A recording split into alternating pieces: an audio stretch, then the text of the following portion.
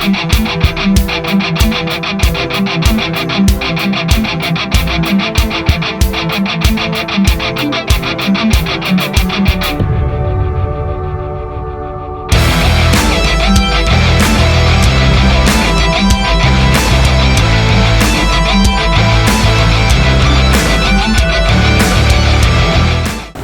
I think in that way, this is such a commendable initiative by the ICAI Bellary chapter, and I think I was told that this has been done all over the country.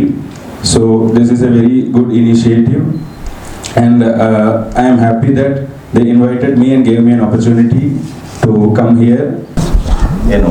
Outreach program on new income tax bill 2025 in the ಕಾರ್ಯಕ್ರಮ ಆಗೋದ್ರಿಂದ business ಕಮ್ಯುನಿಟಿಗೆ ಮತ್ತು ಟ್ರೇಡರ್ಸ್ಗೆ, ಇಂಡಸ್ಟ್ರೀಸ್ಗೆ ಮತ್ತು upcoming CAಸ್ಗೆ ಎಲ್ಲರಿಗೂ ತುಂಬ help ಆಗುತ್ತೆ. ಅದೇ ರೀತಿಯಾಗಿ Ballari chamber of commerce and industries ಇಂಥ ಕಾರ್ಯಕ್ರಮಗಳು ಯಾವತ್ತೂ ನಡೆದರೂ ಸಹ ನಿಮ್ಮ ಜೊತೆ ಇರುತ್ತೆ. ನಿಮ್ಮ ಜೊತೆಯಲ್ಲಿ ಇಂಥ ಅನೇಕ ಕಾರ್ಯಕ್ರಮಗಳು ಮಾಡಲಿಕ್ಕೆ ನಾನು ಉತ್ಸುಕನಾಗಿದ್ದೀನಿ. ಹಾಗೆಯೇ ನೀವು ಯಾವಾಗ ಹೇಳಿದ್ರು ಇಂಥ ಕಾರ್ಯಕ್ರಮ ಮಾಡಲಿಕ್ಕೆ ನಮ್ಮ ಸಂಸ್ಥೆ ನಿಮ್ಮ ಜೊತೆ ಇದೆ ಅಂತ ಹೇಳ್ತಾ ನನ್ನನ್ನು ಇಲ್ಲಿ ಕರೆಸಿ ಈ ಒಂದೆರಡು ಮಾತಾಡಲಿಕ್ಕೆ ಅವಕಾಶ ಕೊಟ್ಟಿದ್ದಕ್ಕೆ ತಮ್ಮೆಲ್ಲರಿಗೂ ಧನ್ಯವಾದಗಳು. We all know ICAI is a partner in nation building. So as part of that exercise, I think it is very pivotal for ICAI to ensure that it keeps its trust and ensure that these kind of public outreach programs happens throughout India. So one such initiative I think I can recollect, being the regional representative, I think Ballari branch is the forefront which has taken this first step immediately to organize this program in Karunakara. So firstly, credit goes to you. Normally public know about engineers, doctors, lawyers, but not about chartered accountants. ಇತ್ತೀಚೆಗೆ ನಾವು ಈ branch ಮಾಡಿದ ಮೇಲೆ ರೋಡಿಗೆ ಬಂದು chartered accountants ಕನಸಾಡಿ ಇವಾಗ ಸ್ವಲ್ಪ chartered accountant ಅಂತ ಗೊತ್ತಾಗಿದೆ. Otherwise chartered accountants are within the what's called insulated area of operation. And I am very happy to tell you one or two facts which chairman did not cover. Number one, we are the first branch in the country or second branch in the country to do this program, outreach program. And I am very happy that outreach programs are very, very important, and that program is conducted by Bellary branch. And I know, as most of you know, that I am the only or main person amongst the chartered accountants who is connected too much beyond the tolerable limits to the society. I am very happy that the members are made to connect themselves to the society. And number two is, this is the best infrastructure amongst the micro branches of the country, sir. Even though there are 177 branches in the country, out of which around 50 to 60 are micro and less than 200 CAs iruvanta branches. This building was built in 2011. ಎಷ್ಟು ವರ್ಷ 13 ವರ್ಷ old, 14 ವರ್ಷ old ಇದೆ, but still 14-year old, but still this is the way we have maintained. And thanks for the support of the institute and the public of Ballari. And I am doubly happy that this program is being conducted jointly with the district chamber of commerce. And ಈ program ಮಾಡಬೇಕಾದ್ರೆ ಹೆಚ್ಚು ನಿಮ್ಮನ್ನು participate ಆದಾಗ ಕನ್ನಡದಲ್ಲಿ ಹೇಳಿದರೆ ಅದು ಹೆಚ್ಚಿಗೆ ಅರ್ಥ ಆಗುತ್ತೆ ಅಂತ ಅಂದ್ಕೊಂಡಿದ್ದೀನಿ. ಅದಕ್ಕೆ ಕನ್ನಡನ ಹೆಚ್ಚಿಗೆ ಬಳಸಬೇಕು ಅಂತ ಅಂದ್ಕೊಂಡಿದ್ದೀನಿ. ಇವತ್ತು ಕೆಲವರು ಹೊರಗಡೆ ಬಂದಿದ್ದರು ಕೂಡ it's a mixture of audience. So talking in one language, that too in English, in income tax ಭಾಷೆ ಎರಡು ನಿದ್ದೆ ಬಂದರೆ ಚೆನ್ನಾಗಿ AC ಇದೆ, ಇನ್ನು ಸ್ವಲ್ಪ ತಣ್ಣಗೆ ಮಾಡ್ತೀವಿ, ಎಲ್ಲರೂ ನಿದ್ದೆ ಮಾಡಿಬಿಡುವ, ಹಾಗಾಗಬಾರ್ದು ಅಂತೇಳಿ I am very serious about giving the birds eye view of the income tax act. Birds eye view ಅಂದರೆ ಒಂದು ಪಕ್ಷಿ ನೋಟ. ಎಲ್ಲ ದೇಶದ ಮುಖಂಡರು ಒಂದು ದೊಡ್ಡ ಕಂಪ್ನಿಯ CFOಗಳ ಥರ, CEO ಥರ ಮಾಡಬೇಕಾದ ಅನಿವಾರ್ಯತೆಯನ್ನು ನಾವು ಸೃಷ್ಟಿಸಿದ್ದೇವೆ. ಸೊ 61ರಿಂದ 90ರವರೆಗೆ ಅದೇ ಆ್ಯಕ್ಟ್ ಇತ್ತು. ಜೊತೆಗೆ ಪ್ರಪಂಚ ಭಾಳ ವೇಗವಾಗಿ ಓಡುತ್ತಿದ್ದಿಲ್ಲ, ಒಂದೇದು. ಎರಡನೇದು, ಟೆಕ್ನಾಲಜಿ ಇಷ್ಟು ದೂರ ಬಂದಿರಲಿಲ್ಲ. 90s ಆದಮೇಲೆ ಕಂಪ್ಯೂಟರೈಸೇಷನ್ ಸ್ಟಾರ್ಟ್ ಆಗಿದೆ. So this is the 2 segments of the years up to 23-24 ತಗೊಳ್ಳೋದಾದ್ರೆ there are 2, and that we are entering the third phase. First phase is pre-1991, Second is 91 to almost 2020. 2020 there is tremendous change. There is lot of unrest among the countries across the globe. ಯಾವ ಕಂಟ್ರಿನ ನೋಡಿ nuclear bomb ಹಿಡ್ಕೊಂಡು ಕುತ್ಕೊಂಡ್ಬಿಟ್ರೆ ಯಾವಾಗ ಹಾಕಲಿ ಅಂತ. Number 2, the technology is moving from computers to artificial intelligence, robotic. ನೀವು ಕೂಡದೇ ಬೇಕಾಗಿಲ್ಲ, ಅವೇ ಮಾಡ್ತಾವೆಲ್ಲ. So this tremendous changes in the technological world, that artificial intelligence world. So this is the third phase. So because of the third phase, we are bound to shift ourselves. ನಿಮಗೆ ಆಶ್ಚರ್ಯ ಅಂತ ಹೇಳಿದ್ರೆ, ಇಲ್ಲಿ ಇದೇ ವೇದಿಕೆಗೆ ಒಂದು ರವೀಂದ್ರನಾಥ್ ಅಂತೇಳಿ ಡೈರೆಕ್ಟರ್ ಆಫ್ ಇನ್ಕಮ್ ಟ್ಯಾಕ್ಸ್ ಬಂದಿದ್ರು ಒಂದು 10-15 ವರ್ಷದ ಹಿಂದೆ. ನಮ್ಮ ಹತ್ರ 3 ಲಕ್ಷದಷ್ಟು ಡಾಟಾ ಇದೆ about information about the transactions that are not declared in the income tax returns. Income ಟ್ಯಾಕ್ಸಲ್ಲಿ ಮಾಡದೇ ಇರೋದು ಅದೆಲ್ಲದು ನಾವು ಕೆಲಸ ಮಾಡೋಕ್ಕೆ ಶುರು ಮಾಡಿದರೆ ಭಾಳಷ್ಟು many will have notices against that. ಈಗ ನಾವು we are sitting on 300 to 3,000 crores of information about our own population. Many of you don't know that your information is there already in the income tax. ನೀವೆಲ್ಲಿ ಹೋಗ್ತೀರಿ, ಯಾವಾಗ ಏನು ಖರ್ಚು ಮಾಡ್ತೀರಿ, ಎಲ್ಲ information ಕೂಡ ಇನ್ಕಮ್ ಟ್ಯಾಕ್ಸಲ್ಲಿ ಇದೆ. ಹಾಗಾಗಿ the gap between the expectation of the act and the implementation is very very huge. Still, it is only around 6.7% of our population are filing the income tax return. Out of 6.7%, only 2.2% of the assessees, 2.2% of the population, I am telling, 2.2% of the population is paying income tax. ನೋಡಿ ಎಷ್ಟು, ನಮ್ಮ 145-148 ಇವಾಗ ದಿನ, ನಿನ್ನೆ ಹೇಳಿದ್ದು ಇವತ್ತು ಇರೋದಿಲ್ಲ. 150 ಇಲ್ಲ, ಇನ್ನು ಮುಟ್ಟಿಲ್ಲ, ಇನ್ನು ಯಾರನ್ನ ಕರ್ಕೊಂಬರ್ಬೇಕು ಹೊರಗಿಂದ. 145-146 ಬಂದಿದೆ.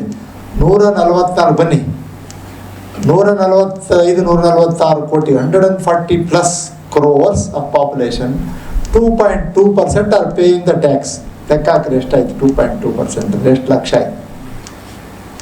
1 ಕೋಟಿಗೆ 2,20,000 ಮೇಲೆ 40ಕ್ಕೆ ಅದರ ಅರ್ಧ ತಿಟ್ಕೊಂಡು. So less than 4 lakh people are paying income tax in the country. This is not right. But still, considering the inflation in the country, considering the cost of living, the new recently the finance minister has come out with a new scheme of income tax.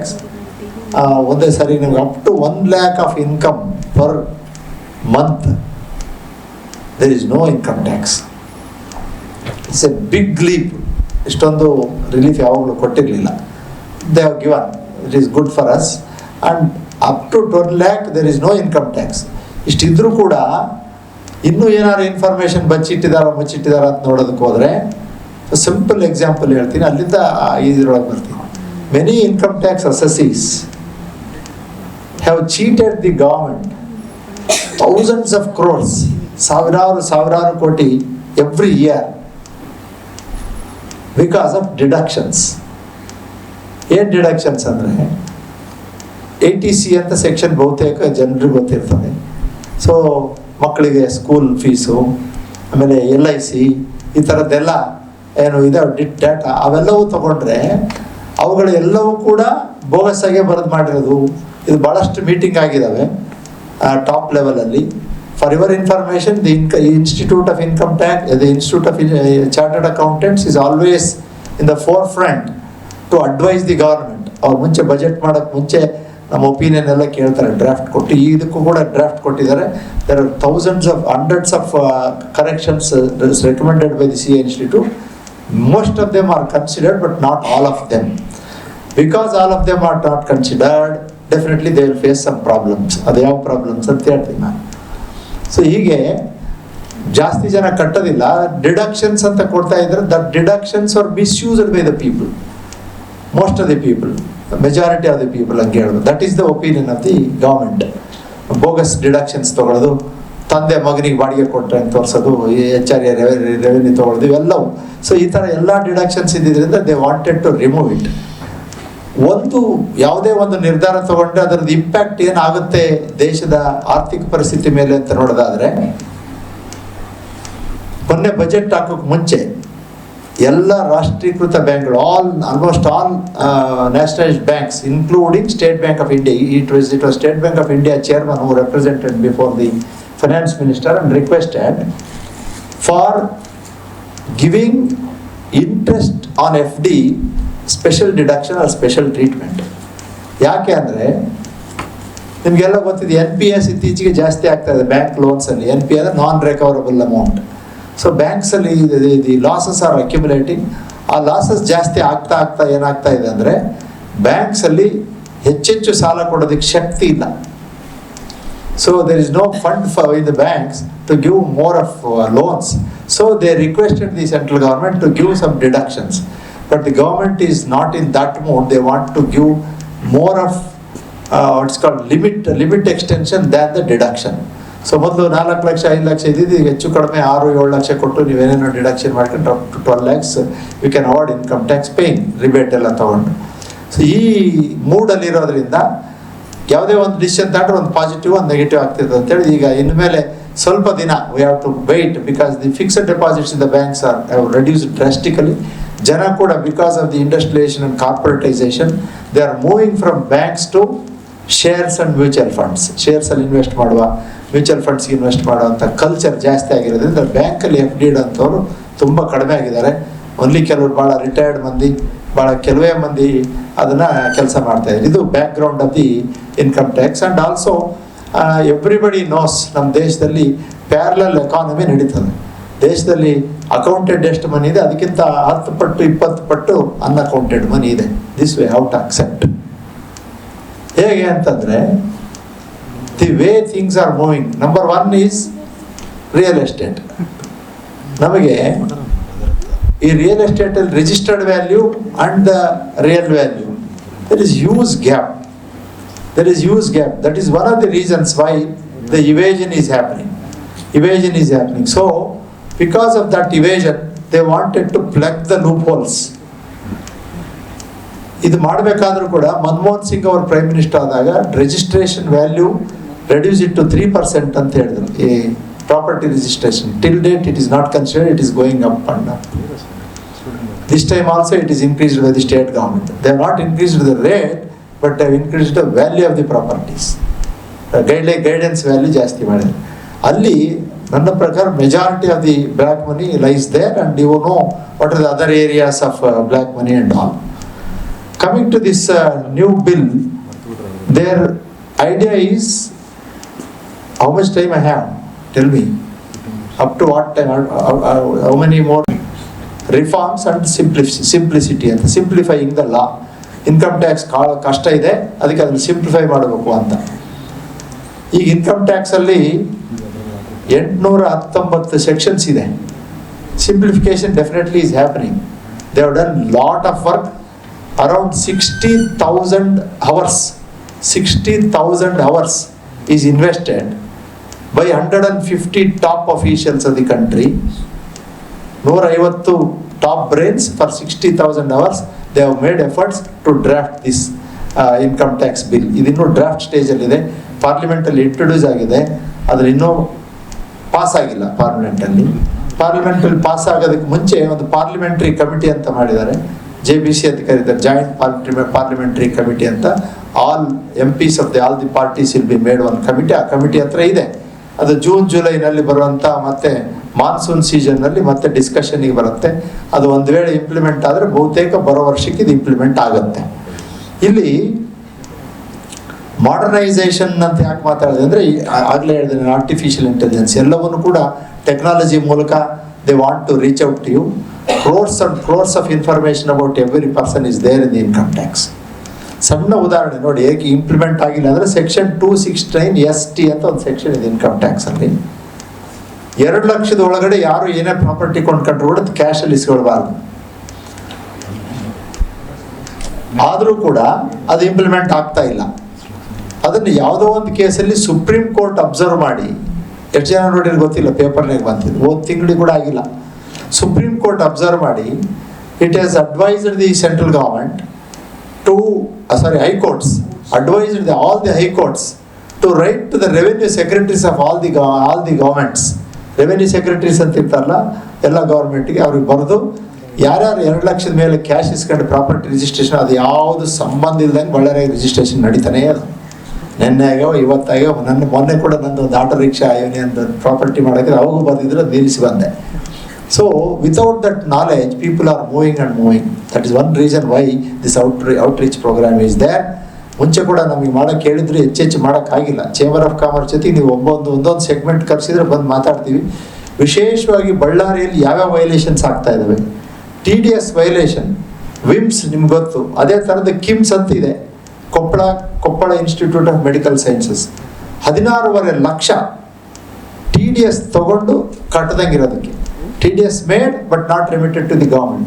ಅದು ಬರೀ interest and penalty 16.5 lakhs ಕಟ್ಟಿದ್ದಾರೆ. And the director is given a notice that the recovery will be done from his salary. Seriousness of TDS provision.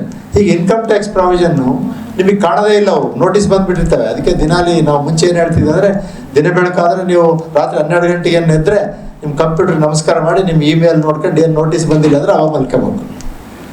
Every day you have to first perform puja to your system and email messages and then go to your God and request for pray for your safety. And already Kannada sir has thrown an overview. I will just rush you through some brief facts how this law in compare with the old Income Tax Act. Because since 1961 it was evolved. Always tax is a most complicated subject where issues goes up to Supreme Court. Even in our own Bellary Manjunath cotton mill case, in case of penalty, it's a landmark decision for the Karnataka and even across the country, where all our co-professionals will be taking that reference of citation of that case. Yeah, many got waiver of the penalty by referring that case. This is how law evolves. It was just I think 6-7 years old decision, but you see 1961 there was a penalty, but even 5-6 years back also there was a penalty. But every time we read this act, we get a different meaning. ಬಳ್ಳಾರಿಯ ನಿರಂತರ ಸುದ್ದಿಗಾಗಿ ಬಳ್ಳಾರಿ ಬೆಳಗಾಯಿತು ಚಾನೆಲ್ನ subscribe ಮಾಡಿ ಹಾಗೂ bell icon ಒತ್ತಿ.